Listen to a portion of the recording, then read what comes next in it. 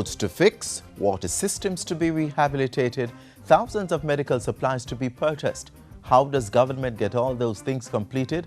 Well, by awarding contracts. And steps are being taken to improve transparency and accountability. We have details later in the program. Also in the half hour, the Jamaica Information Service's ongoing initiative to support cultural education in schools. Hi there, I'm Adrian Atkinson. Stay with us as we roll out these features and more in our half-hour package.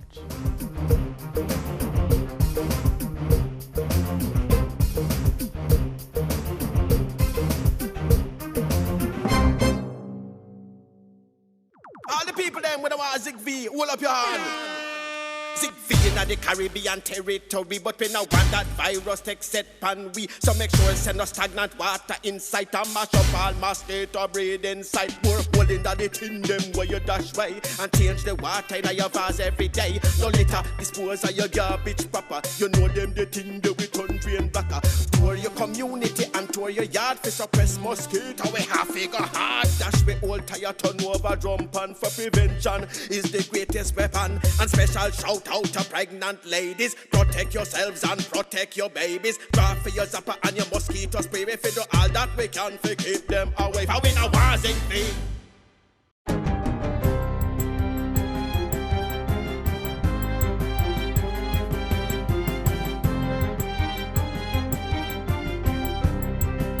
Good day, I'm Tamara McHale and this is your GIS News for Friday, February 12.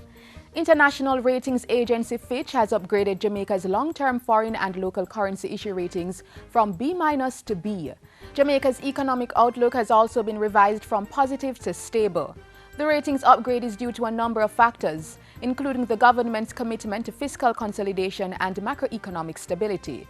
Fitch says it's expecting that the Jamaican economy will continue to grow, given major projects such as the North-South Highway and investments in tourism, the port and special economic zones. The economy grew by 1.5% in the July to September 2015 quarter. Meanwhile, government returned to the local capital markets on Thursday, raising $15 billion from 3 bonds. The first had an interest rate of 6.625% and will mature in February 2018. The other was for 6 years at an interest rate of 7.75%. Bond 3 will mature in 2046 and will be at an interest rate of 11.25%. Interest will be paid semi-annually on all the bonds. A release from the Finance Ministry said the instruments reactivated the domestic market and coincided with the government's payout of $60.4 billion for bonds which also matured on Thursday. Prime Minister Portia Simpson-Miller has pledged her commitment to adhering to the political code of conduct as the country heads towards a general election on February 25. Mrs. Simpson-Miller and opposition leader Andrew Holness joined other political candidates in signing the document yesterday. The Prime Minister said the signing represented a reaffirmation of Jamaica's democracy. It is also a confirmation of the best practices in our nation's history and political traditions. The heart of our democratic tradition has been the ability of the Jamaican people since 1944 to freely select political leaders to govern our country. Acknowledging that the Jamaican society had some way to go in reducing antisocial behavior, she urged that all Jamaicans must do more to influence good social order, peace, respect for life, and respect for each other. Transport and Works Minister Dr. Omar Davies has signed a contract for the construction of a compact modular bridge at Rencom St. Catherine.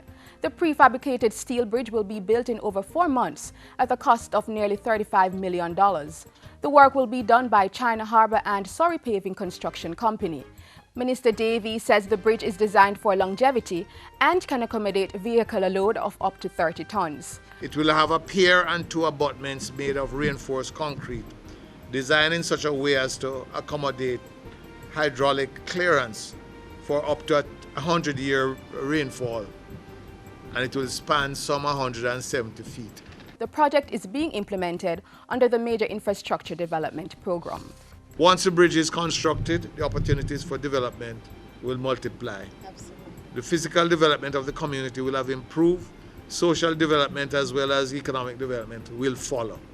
Energy State Minister Julian Robinson says government will continue to support the private sector in making more investments in alternative energy. I think it's important at this stage, while we have low energy costs, to continue to make the investments in alternative energy. As a government, we continue to take a leadership role in this regard. We have just commissioned the third phase of our Wigton wind farm, which will generate an additional 24 megawatts. Minister Robinson was speaking at the commissioning of Food for the Poor's 100 kilowatt power grid on Thursday. The charity organization invested $180,000 to install 396 solar panels and 5 inverter systems with a capacity of 20 kilowatts each. The Energy State Minister indicated that once changes to the net billing regulations were finalized, excess power generated by Food for the Poor would be sold back to the Jamaica Public Service grid. And finally, Jamaica's confirmed Zika virus cases remains at 1, but the Health Ministry says the level of Aedes aegypti mosquito breeding still remains high in several communities. Zika, as well as chikungunya and dengue fever, are all spread by the bite of an infected Aedes aegypti mosquito. Chief Medical Officer Dr. Winston Delahaye says that despite putting out that information, not enough is being done to reduce the mosquito population. He is appealing to Jamaicans to take personal responsibility for their health and destroy mosquito breeding sites in their environs. Some of the areas with the highest concentration of mosquito breeding sites are in the parishes of Kingston, St. Andrew, St. Catherine, Clarendon and St. Elizabeth. Following the confirmation of one Zika case in late January, the Health Ministry has so far canvassed more than 3,000 households and collected 32 blood samples. The Caribbean Public Health Agency CARPA has reported that from the first batch of 15, 5 tested positive for the dengue virus with no further Zika confirmations.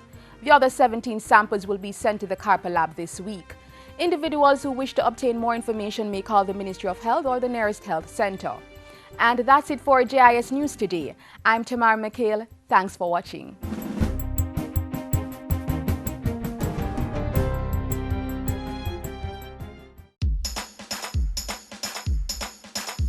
We want a productive Jamaica. We all are productive Jamaicans.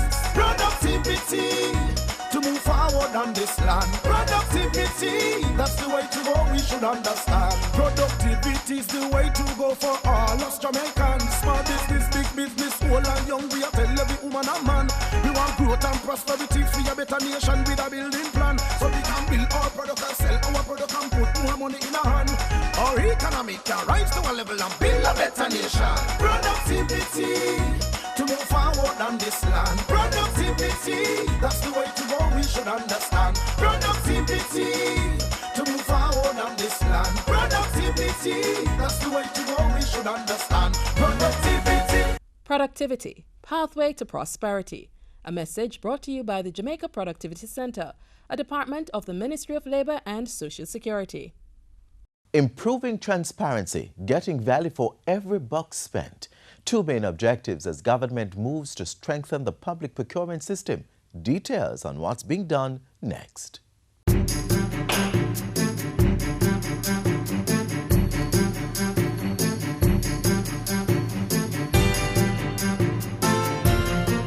The public procurement process, a big term, a big function, but it essentially boils down to this. It is the acquisition of goods, services, and works using public funds, and it can be executed by or on behalf of the government of Jamaica. And it involves the complete process from the planning of a procurement activity right through to its final payment. That can mean almost anything: the purchase of medical equipment, undertaking infrastructure projects, or even the purchase of insurance and consultancy services. In the last fiscal year, thousands of government contracts were issued, valuing approximately $60 billion. That's a lot of money. So through the Public Sector Modernization Program, government is ensuring that it gets quality goods and services at a reasonable cost. We're talking about approximately 30% of GDP. And so we have to ensure that we tighten up those loopholes and we put proper systems in place to ensure that we have proper and prudent management of our funds. To make that happen, Parliament passed the Public Procurement Act in July 2015, and weeks later, Jamaica's first electronic procurement system was launched to improve efficiency in the procurement and award of government contracts. Prior to that, individuals had to buy hard copies of bidding documents for a contract. Now you can download the document from the comfort of your home. There is no need for you to go to a procuring entity to buy a document. You download it, you'll see what the requirements are. There is no rush in high traffic to deposit a tender in a tender box. Now it is uploaded electronically. The pilot project for the electronic procurement system ran from July to December 2015. During that time, there were 10 transactions from 3 of the entities that participated in the pilot: eGov Jamaica Limited, the National Health Fund, and the Ministry of Finance. The feedback so far has been good. The e-procurement system has been reducing bureaucracy as suppliers have been quickly querying details of procurement opportunities posted via the platform. Usually we would see at least a week pass before a written letter is submitted seeking clarification. So we are seeing more efficiencies coming through this electronic system. And with this improved efficiency, we also expect to see a reduction in the cost of conducting procurement by at least 2%. So we are really looking forward to see how those savings can be put into other areas for national development. Those savings should be evident in the first 2 or 3 years of operating the system. In the 2016-2017 fiscal year, the e-procurement system will be extended to about 40 of the largest government agencies, representing about 80% of the annual procurement spend. For example, the National Works Agency, the Urban Development Corporation, the Ministry of Education, and the National Housing Trust. The Public Procurement Act will strengthen the regulatory regime. Under the Act, the National Contracts Commission will be separated from the Office of the Contractor General and will become the Public Procurement Commission. The Procurement and Asset Policy Unit in the Ministry of Finance will meanwhile become the Office of Public Procurement Policy, and the appeals function of the Procurement Review Board will be expanded. To now look at the procurement proceedings, they will also have some authority in how they can adjudicate on matters relating to public procurement. Participants in the public procurement process, such as public sector workers and the suppliers of goods and services, will be subject to greater scrutiny under the Public Procurement Act. We're also ensuring that heads of entities are held accountable for their procurement budget. They are to be supported by specialist procurement units. And so this means that there's also a responsibility of the head of entity to make sure that their staff is appropriately trained and qualified to undertake that procurement function. So far, about 400 procurement practitioners have been trained and certified across the public sector. The aim? To ensure that stakeholders understand the system and to improve transparency and accountability. You may have a small procurement budget, but if you manage that well, your organization could buy another computer. You could, instead of buying 2 chairs, you could actually refurbish your lunchroom. We say that what you manage, it has an impact, it has a ripple effect throughout the entire government system. Public entities will also be required to publish their award notices, and at the end of the fiscal year, they have to reconcile their books to ensure purchases are aligned to what was budgeted. So the government is tightening the procurement system, strengthening accountability, all in a bid to ensuring value for every dollar spent from the public purse.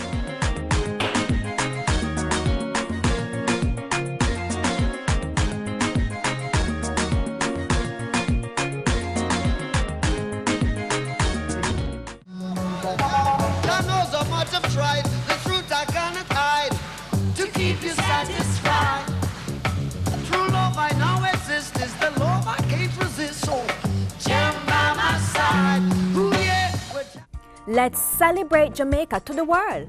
Fastest man in the world. First Jamaican woman to win gold in Olympic 100-meter sprint. An upcoming global superstar. Mouth-watering meals. And a vibrant set of people. We are Jamaicans. Let's get together and bring back the love. We here at the JIS celebrate Jamaica's culture and heritage all year round. We don't wait until Independence and Heritage Month to do it. We have been working with a number of schools to promote aspects of what makes us uniquely Jamaican. Take a look.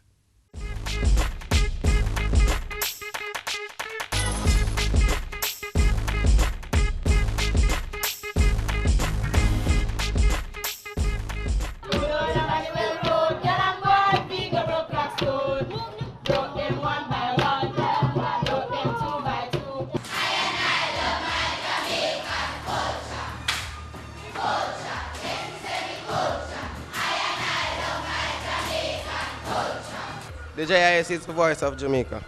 The Jamaica Information Service is the information arm of the government of Jamaica. So that's what we do primarily. We talk about the government's programs and policies, but that's just a part of what we do. We also promote the heritage and culture of Jamaica. Yes, that's right. One area of focus for the JIS is imparting cultural education in schools across the island. It's an agency-wide commitment, driven by the work of one special division. We're from the Special Projects Department in Kingston. That's the Kingston office. From where are we from? Kingston. No, which organization is this? All right. Well, we know that the Jamaican culture does impact the world, right? Different aspects, the food and the music and the sports, all kinds of things. This is what drives the JIS team to engage students on their heritage and promote civic pride, in tandem with the Ministry of Education's focus on teaching civics in schools. Jamaica has a number of national honors and awards that are, they call it investiture. So they are invested on people. And all right, so you have a number of awards. Of course, the first one, which is the highest honor. Who can tell me what's the highest honor? Okay. It's the Order of National Hero. Awesome. All right, so yes, you can clap him. Tell me something about Marcus Garvey. Well, Marcus Garvey was the first national hero, and he was born in St. Anne. These sessions, held every year, also include the showing of JIS-produced television features about Jamaica's rich history. Right students who answer questions from the presentations correctly are awarded with Jamaican flags as keepsakes. I learned two things. I learned that Jamaica is the first English-speaking country to gain independence, and I learned that Jamaica not only participate in track and field but also in Winter Olympics. Tell me something else. I learned that Jamaica was once called Jamaica. I learned about the music. I learned that Jamaica is the biggest English island that is in the Caribbean. But it's not all about quizzes and prizes. And perhaps the best treat is seeing these youngsters displaying their many talents.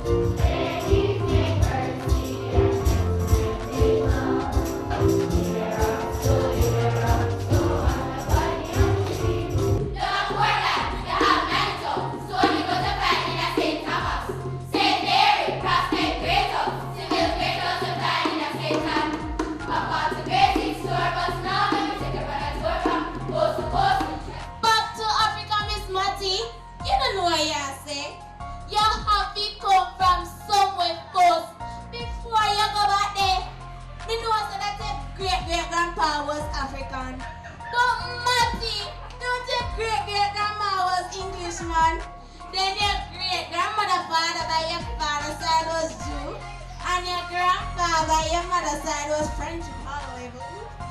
But the ones of your family, your whole generation, all is Jamaican. History and culture all wrapped up in one entertaining package. And as a bonus, all schools visited during the JIS Heritage Tours receive valuable material to further aid their cultural education programs. It is my pleasure to present to you this package of publications from the JIS. It has a lot of things, a lot of information. Books and posters of different aspects of the Jamaican culture. On behalf of Manchester High School students and staff, I'd like to thank you very much for the presentation. We at Belmont Academy accept your gracious gift, and as an institution that promotes our rich cultural heritage, I am sure that this gift will go a far way in helping us to maintain and to promote that which Jamaica has and is preserving.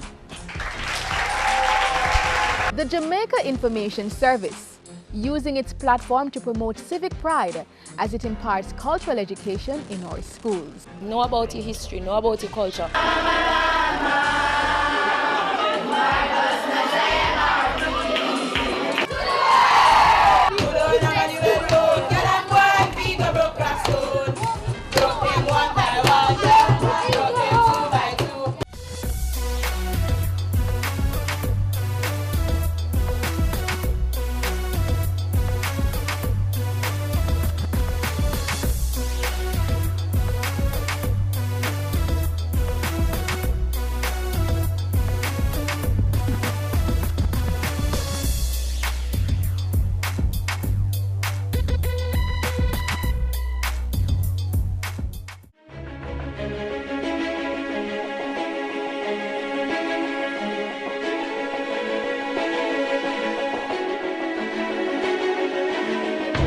Developmental planning must precede construction.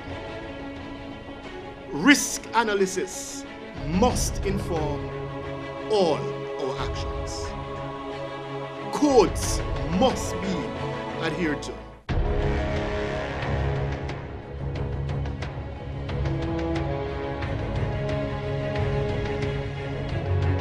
Construction must be sound. And of course, where construction is done outside of the codes, statutes and regulations, then enforcement must come into play.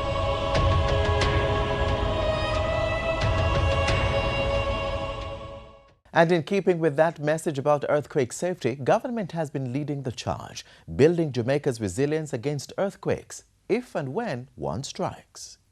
It is sudden, it comes without warning, with the potential for devastation.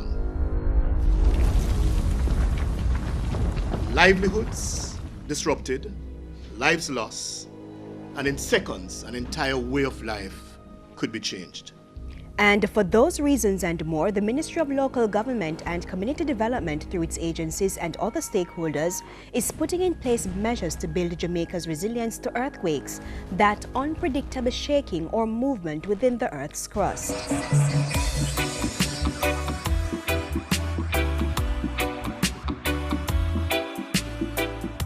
Jamaica gets over 200 earthquakes annually. In 2015, the country's seismograph network recorded some 231 earthquakes.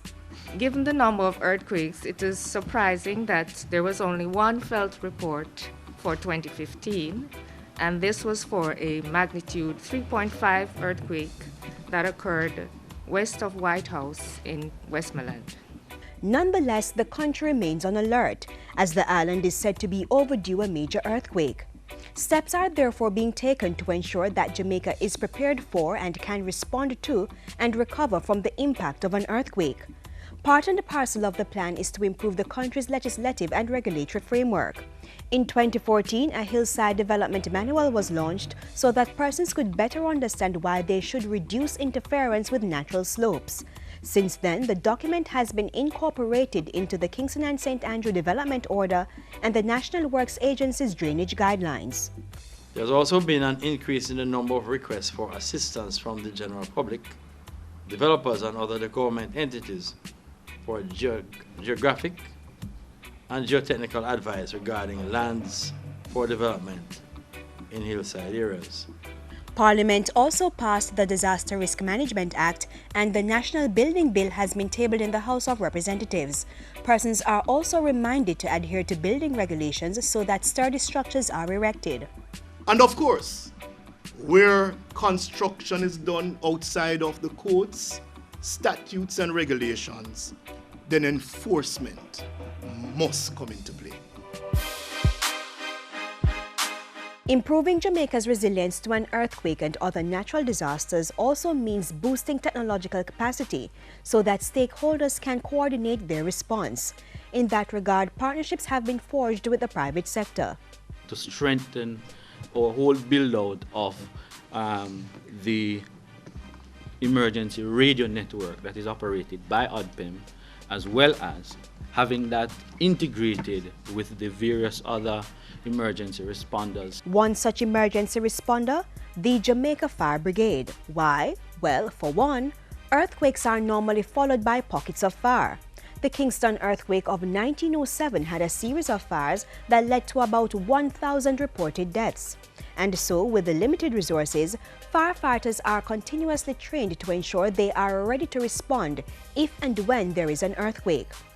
Earthquakes can also bring tsunamis. 2 were recorded from past earthquakes in Jamaica, and with tsunamis, there will be flooding. Fortunately, the Jamaica Fire Brigade has trained persons in swift water rescue, and we have received equipment from the U.S. Embassy that we will be able to conduct a rescue operation in that event. Jamaican firefighters are also capable of carrying out search and rescue operations, and the brigade's emergency medical technicians can provide treatment if and when the need arises. Public and private stakeholders can help to assess their readiness for an earthquake and lessen future damage by signing on to the earthquake unit's Strong Motion network. Participants will have to buy accelerographs, install them in buildings to measure movement, and the earthquake unit will analyze the data. So at magnitudes of say 4 and 5, we can have an indication of how the ground surrounding a building or the building itself or whatever structure, say a bridge, would respond to a much larger earthquake.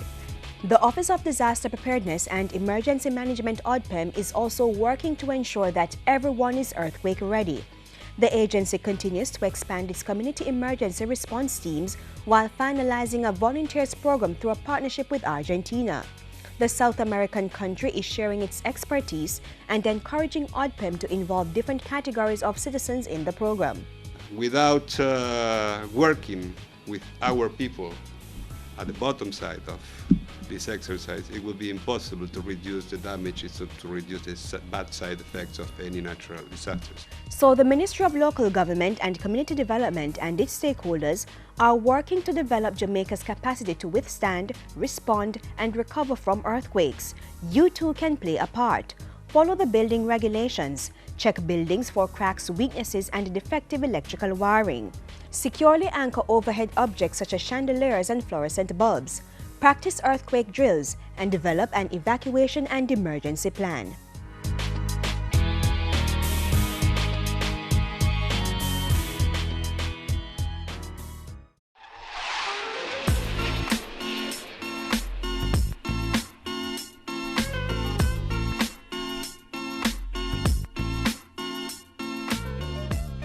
This is where we close the pages of today's magazine. Thanks for your company. Be sure to return tomorrow. We'll have another program lined up for you on this station. In the meantime, keep the link in cyberspace. Visit jis.gov.jm, follow us on Facebook and Twitter, and check out our YouTube channel. If you have a comment, you may send an email to jamaicamagazine@jis.gov.jm. Until next time, I'm Adrian Atkinson. Do take care.